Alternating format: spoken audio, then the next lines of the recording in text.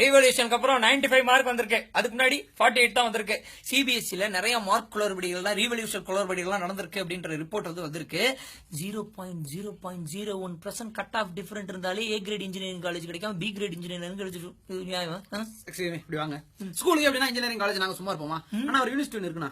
அப்படிங்களா? ஆமாண்ணா, அந்த யூனிவர்சிட்டி என்ன சொல்றாங்கன்னா ரீவல்யூஷன் ஒன்று ஸ்டார்ட் பண்ணுவாங்கண்ணா. கூட்டம் எப்படி மணிவனனுக்காக சங்கமம் படத்தோட கிளைமாக்ஸ் ஜனங்கள்லாம் சாரசாரையா வர்றாங்கன்னு சொல்லுவாரு. அதே மாதிரி இன்ஜினியரிங் காலேஜ்ல பசங்களோட கூட்டம் அலை மோதும். இது ஒரு சதுரங்க வேட்டை. ஃபர்ஸ்ட் அட்டெம்ப்ட்ல பாஸ் ஆனா நீ ஒரு ஆன்டி இந்தியன் அப்படின்றது ஒரு சில யூனிவர்சிட்டியோட தாரக மந்திரம். கருப்பை குசும்பை எல்லாத்துக்கும் காசு கேக்குறான். பேப்பர் ஜெராக்ஸ் சொல்லுமா காசு கொடு, ரீவல்யூஷன் பண்ணுமா காசு கொடு, இது வேணுமா காசு கொடு. காசு இல்லாதவங்களுக்கு காசு கொடுத்தாதான் நியாயமான மார்க்கே கிடைக்கும்னா காசு இல்லாதவங்களுக்கு நியாயமாரே.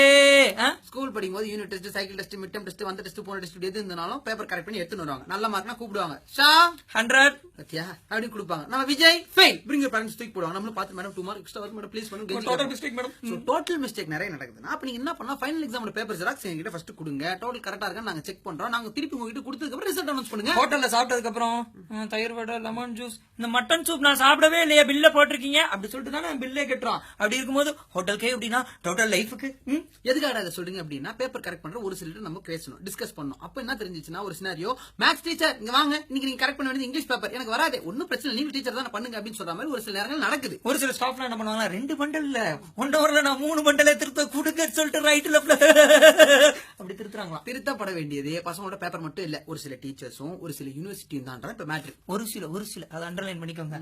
ஆத்தா நான் ஃபெயில் ஆயிட்டேன், ஒன்னும் பிரச்சனை இல்ல காசு கொடு நான் பாஸ் ஆயிடுவேன்.